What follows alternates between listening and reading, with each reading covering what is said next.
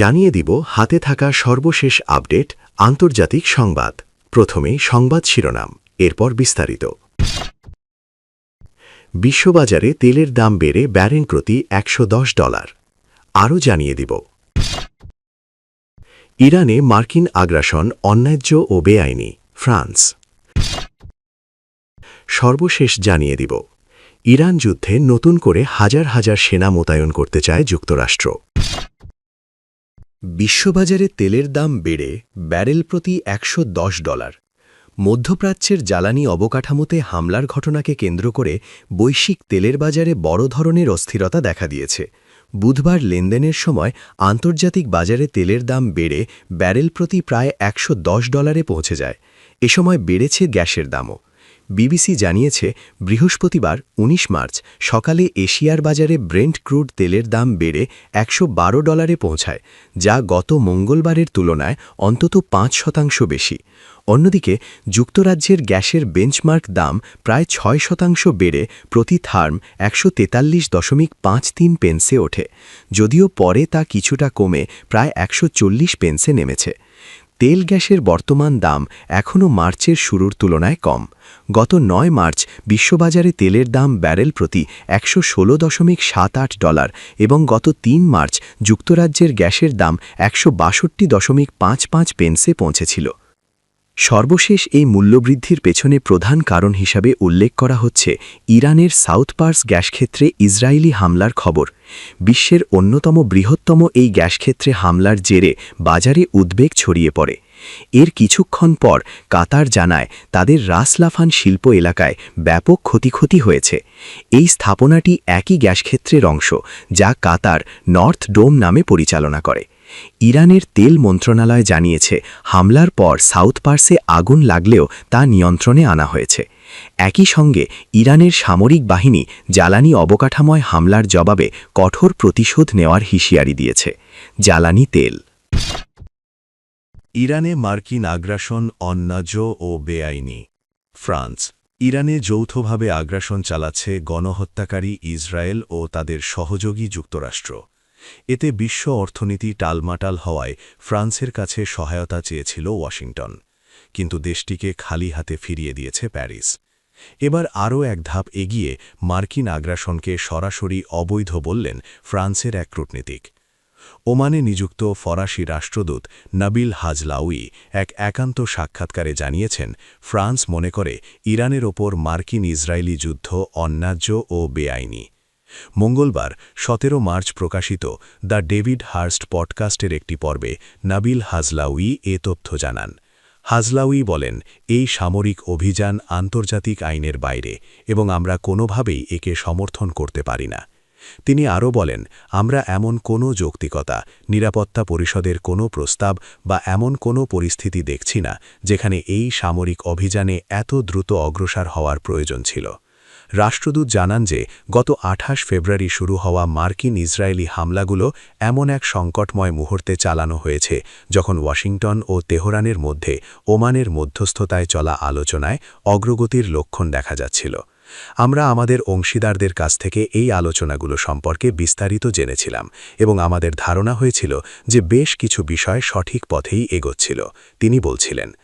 ওমানের পররাষ্ট্রমন্ত্রী বাদার bin Hamad Al বুসাইদি ৩ সপ্তাহ আগে জানিয়েছিলেন যে যুক্তরাষ্ট্রের সঙ্গে পরোক্ষ আলোচনার সময় ইরান কখনোই সমৃদ্ধ ইউরেনিয়াম মজুদ না করার বিষয়ে সম্মত হয়েছিল। বুসাইদি বলেন, ইরান তাদের বিদ্যমান পারমাণবিক পদার্থের মজুদকে সর্বনিম্ন সম্ভব মাত্রায় নামিয়ে আনবে এবং সেগুলোকে জ্বালানিতে রূপান্তরিত করবে, যে প্রক্রিয়াটি হবে অপরিবর্তনীয়। তবে তার এ বক্তব্যের ঠিক একদিন পরেই যুক্তরাষ্ট্র ও ইসরায়েল তাদের যুদ্ধ শুরু করে। হাজলাউই বলেন, আলোচনার মাত্র কয়েকদিন পর আক্রান্ত হওয়ায় ইরানের ক্ষোভ তিনি বুঝতে পারছেন। তিনি বলেন, যখন আপনি আলোচনা করছেন এবং ঠিক তখনই আপনাকে আক্রমণ করা হয়, তখন আপনি খুব একটা খুশি হবেন না। তিনি উল্লেখ করেন যে ইরান সম্ভবত কিছু ছাড় দিয়েছিল, তবে তা এখনও আমেরিকানদের প্রত্যাশার তুলনায় অনেক দূরে ছিল। এই কূটনীতিক বলেন, পরমাণু ইস্যুর বাইরেও তেহরানের ব্যালিস্টিক ক্ষেপণাস্ত্র ভাণ্ডার এবং এই অঞ্চলে তাদের অস্থিতিশীল ভূমিকা নিয়ে মতপার্থক্য ছিল, যা অমীমাংসিত থেকে গেছে। যুদ্ধ ইসরায়েলের চাপিয়ে দেওয়া। হাজলাউই বলেন, ইসরায়েল সম্ভবত দীর্ঘ আলোচনার পরিবর্তে সামরিক সংঘাতের জন্য চাপ সৃষ্টি করেছে।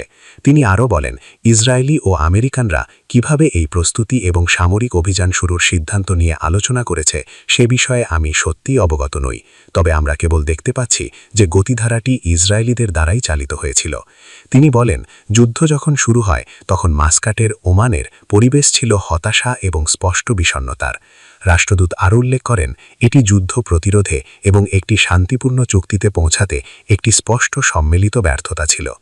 তিনি বলেন, উপসাগরীয় দেশগুলোকে এমন একটি দ্বন্দ্বে টেনে আনা হচ্ছে যা তারা চায়নি। হাজলাউই আরও যোগ করেন, ইরান তার মিত্রদের মাধ্যমে এই অঞ্চলকে অস্থিতিশীল করতে দীর্ঘকাল ধরে ভূমিকা পালন করেছে, তবে উপসাগরীয় দেশগুলো সাম্প্রতিক বৎসরগুলোতে তেহরানের সঙ্গে সম্পর্ক পুনর্গঠনের প্রচেষ্টা চালিয়েছিল। ইরানের প্রতিবেশী দেশগুলোর ওপর প্রতিশোধমূলক হামলা এই সমঝোতার প্রচেষ্টাকে ক্ষতিগ্রস্ত করেছে। যুক্তরাষ্ট্রের স্থল আক্রমণ অত্যন্ত ঝুঁকিপূর্ণ। হাজলাউই সতর্ক করে দেন যে যুদ্ধের ভৌগোলিক পরিধি বৃদ্ধি পাচ্ছে এবং এর বিস্তারের কোনো স্পষ্ট সীমা নেই। তিনি বলেন, ইরান যদি হরমুজ প্রণালী বন্ধ করে রাখা অব্যাহত রাখে তবে একটি বিশাল আন্তর্জাতিক অর্থনৈতিক সংকট আসন্ন। হরমুজ প্রণালী ওমানের মুসান্দাম উপদ্বীপ এবং ইরানের মাঝখানে একটি সংকীর্ণ সামুদ্রিক পথ, যা এর সবচেয়ে সংকীর্ণ পয়েন্টে প্রায় ৩৩ কিলোমিটার। এটিকে বিশ্বের সবচেয়ে গুরুত্বপূর্ণ তেলের পথ হিসেবে বর্ণনা করা হয়, যেখান দিয়ে বিশ্বের তেলের উৎপাদনের প্রায় ১/৫ এবং তরলীকৃত প্রাকৃতিক গ্যাসের এলএনজির ১/৩ পরিবাহিত হয়। হাজলাউই বলেন, ফ্রান্স এই অঞ্চলের অংশীদারদের আশ্বাস দেবার জন্য একটি বিমানবাহী রণতরী পাঠালেও এই যুদ্ধে কোনোভাবেই জড়িত হওয়ার কোনো ইচ্ছা তাদের নেই। তিনি বলেন, ফ্রান্স প্রণালীর পরিস্থিতি পর্যবেক্ষণের জন্য একটি পরিকল্পনা তৈরি করতে মিত্রদের সঙ্গে কাজ করছে, কিন্তু সামরিক অভিযান চলাকালীন সক্রিয়ভাবে হস্তক্ষেপ করবে না। রাষ্ট্রদূত আরও যোগ করেন, মার্কিন সৈন্য ময়দান করা হবে একটি বিশাল গেম চেঞ্জার, যা পরিস্থিতির আরও অবনতি ঘটাবে। তিনি উল্লেখ করেন যে এ ধরনের পদক্ষেপ বর্তমান প্রশাসনের অন্তহীন যুদ্ধ বন্ধ করার ঘোষিত নীতির বিরুদ্ধে যাবে। তিনি বলেন, এই প্রশাসন শুরু থেকেই বলেছিল যে তারা আগের প্রশাসনের মতো এ ধরনের দীর্ঘস্থায়ী বা অন্তহীন যুদ্ধে যাবে না এবং তারা খুব নির্দিষ্ট হস্তক্ষেপের মাধ্যমেই তাদের লক্ষ্য অর্জন করবে। তিনি আরও যোগ করেন, তাই এটি হবে একটি সম্পূর্ণ পরিবর্তন এবং আমার ব্যক্তিগত মতে আমেরিকান প্রশাসনের পক্ষ থেকে এটি একটি অবিশ্বাস্য পলিটিক্যাল ঝুঁকি। তিনি আরও বলেন যে মার্কিন প্রশাসনের কারণে আন্তর্জাতিকভাবে বহুপাক্ষিকতা ক্ষতিগ্রস্ত হচ্ছে। হাজলাউই বলেন, আমরা সম্প্রতি দেখেছি যে তারা জাতিসংঘের অনেক সংস্থা ও অঙ্গসংস্থানে তাদের অনুদান বন্ধ করে দিয়েছে এবং নিরাপত্তা পরিষদ ও জাতিসংঘের সঙ্গে প্রতিযোগিতার জন্য বিকল্প ফোরাম চালু করছে। এখানে তিনি সম্ভবত ট্রাম্পের তথাকথিত বোর্ড অফ পিসের কথা বুঝিয়েছেন। সূত্র মিডল ইস্টাই। ইরানে যুক্তরাষ্ট্র ইসরায়েলের যৌথ হামলা। ইরান যুদ্ধে নতুন করে হাজার হাজার সেনা মোতায়েন করতে চায় যুক্তরাষ্ট্র। ইরানের বিরুদ্ধে চলমান যুদ্ধ যখন তৃতীয় সপ্তাহে গড়িয়েছে, তখন মধ্যপ্রাচ্যে নিজেদের অভিযান আরও শক্তিশালী করতে সেখানে হাজার হাজার অতিরিক্ত সেনা মোতায়েনের কথা বিবেচনা করছে ডোনাল্ড ট্রাম্প প্রশাসন। আল জাজিরার এক প্রতিবেদনে নাম প্রকাশে অনিচ্ছুক একজন মার্কিন কর্মকর্তা এবং সামরিক পরিকল্পনার সঙ্গে পরিচিত ৩ ব্যক্তির উদ্ধৃতি দিয়ে জানানো হয়েছে, এই মোতায়েন প্রেসিডেন্ট ট্রাম্পকে যুদ্ধের পরবর্তী ধাপগুলোর জন্য অতিরিক্ত বিকল্প পথ খুলে দেবে। তবে এটি একই সঙ্গে যুক্তরাষ্ট্রকে এমন এক বিদেশি যুদ্ধে আরও গভীরভাবে জড়িয়ে ফেলবে যা না করার প্রতিশ্রুতি ট্রাম্প বারবার দিয়ে আসছিলেন। বর্তমানে মার্কিন সামরিক পরিকল্পনার অন্যতম প্রধান লক্ষ্য হল হরমুজ প্রণালী দিয়ে তেলবাহী ট্যাঙ্কারগুলোর নিরাপদ চলাচল নিশ্চিত করা। মূলত বিমান ও নৌবাহিনী সহায়তায় এই মিশন পরিচালনার কথা থাকলেও সূত্রের খবর, এই পথ সুরক্ষিত করতে প্রয়োজনে ইরানের উপকূলে মার্কিন সেনা নামানোর সম্ভাবনাও উড়িয়ে দেওয়া হচ্ছে না। এছাড়া ইরানের মোট তেল রপ্তানির ৯০% মূল কেন্দ্র খারক দ্বীপ নিয়ন্ত্রণে নিতে সেখানে স্থলবাহিনী পাঠানোর বিষয়েও আলোচনা করেছে ট্রাম্প প্রশাসন।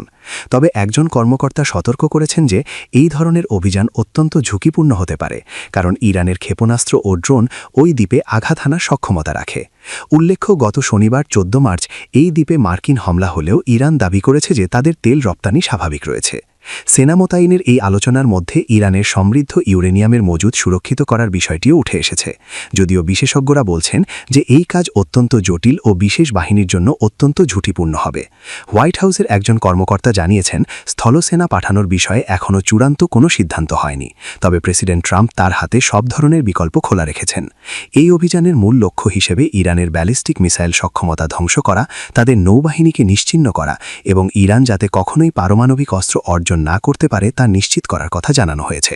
গত 28 ফেব্রুয়ারি যুদ্ধ শুরু হওয়ার পর থেকে মার্কিন সেন্ট্রাল কমান্ডের হিসাব অনুযায়ী ইরান জুড়ে প্রায় 7,800টি হামলা চালানো হয়েছে এবং ইরানের 120টিরও বেশি জাহাজ ধ্বংস বা ক্ষতিগ্রস্ত হয়েছে। বর্তমানে মধ্যপ্রাচ্যে প্রায় 50,000 মার্কিন সেনা মোতায়েন রয়েছে। তবে এই যুদ্ধে সরাসরি স্থলবাহিনী ব্যবহার করা ট্রাম্পের জন্য রাজনৈতিকভাবে বড় ঝুঁকি হতে পারে, কারণ মার্কিন জনমতের একটি বড় অংশ মধ্যপ্রাচ্যের নতুন কোনো দীর্ঘমেয়াদী যুদ্ধে জড়িয়ে পড়ার বিপক্ষে। সূত্র আল জাজিরা। ইরানে যুক্তরাষ্ট্র ইসরায়েলের যৌথ হামলা।